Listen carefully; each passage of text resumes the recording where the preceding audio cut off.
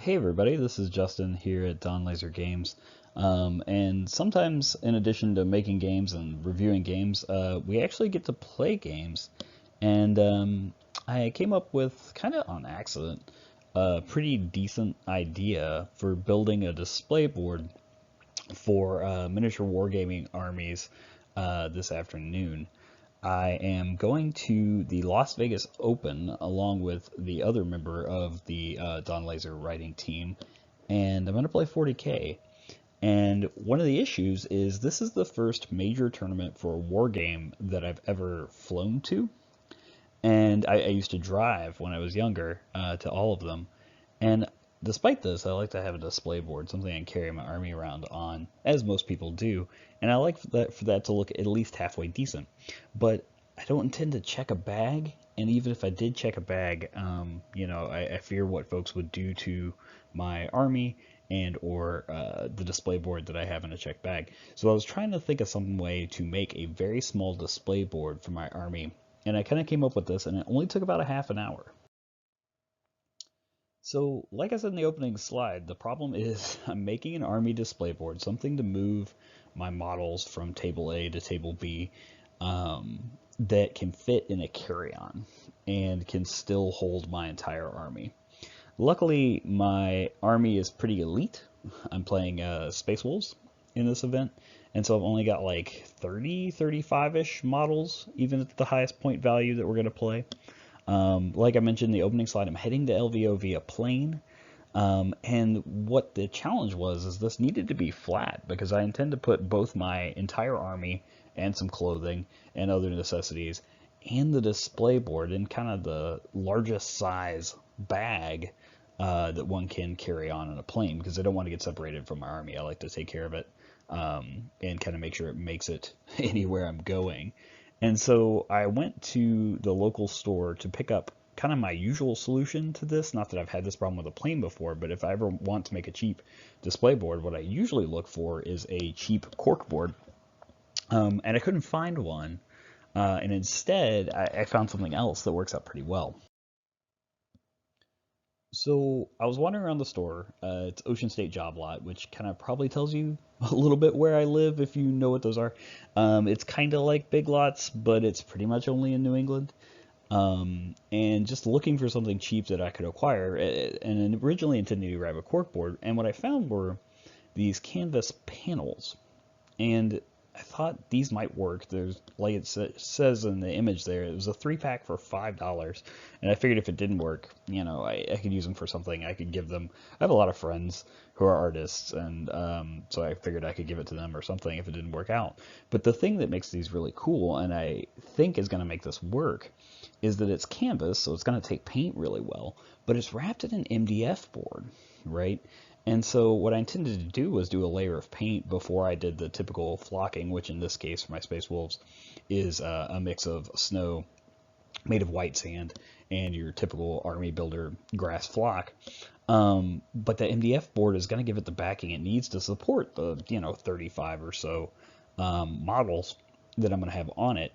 And it's 11 inches by 14 inches, which in this case can fit a 1500 point army, just barely. It's a little tight, but it's fine. And can fit in the bottom of my carry-on, right? If I just lay it down flat and lay it down in there. So I kind of happened upon this, and honestly, it only took 30 minutes to make something that looks not as good as all of my display boards, but it certainly looks fine. So let's take a quick look at how I did that. Basically, all I did is I took this canvas material and I did exactly what I did to base my Space Wolves in general. And the way I do that typically is sometimes I start with the GW bases, the plastic ones. Actually the ones that are for Age of Sigmar because I like the kind of rocky texture they have. But sometimes I just use the blank flat GW bases.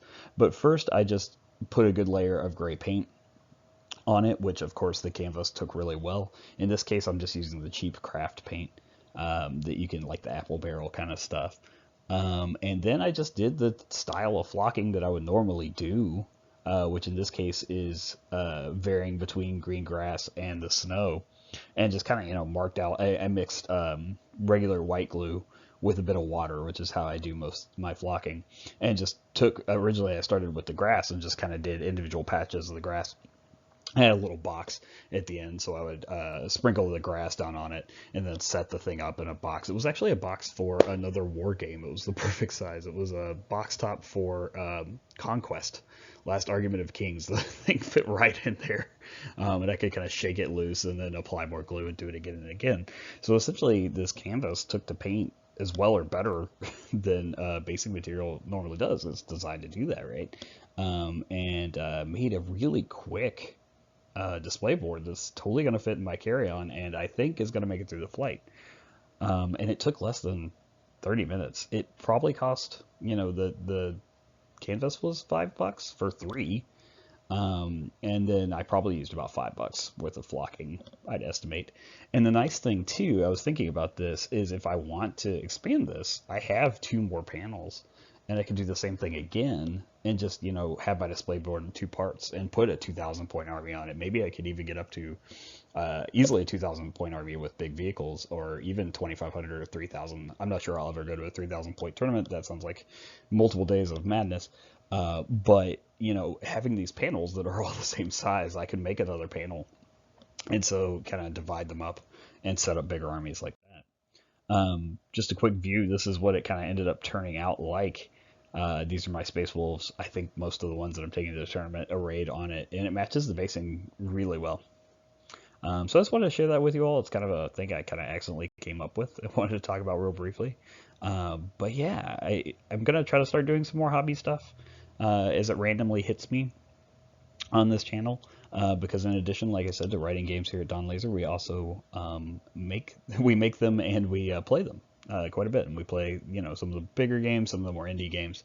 It just so happens we're going to a tournament specifically for Warhammer 40,000. Be happy to answer any questions about this. Hit us up on Twitter or send us an email at dawnlasergames@gmail.com. We're at dawnlasergames on Twitter. And of course, we have a Facebook account as well, which is just Dawnlaser Games.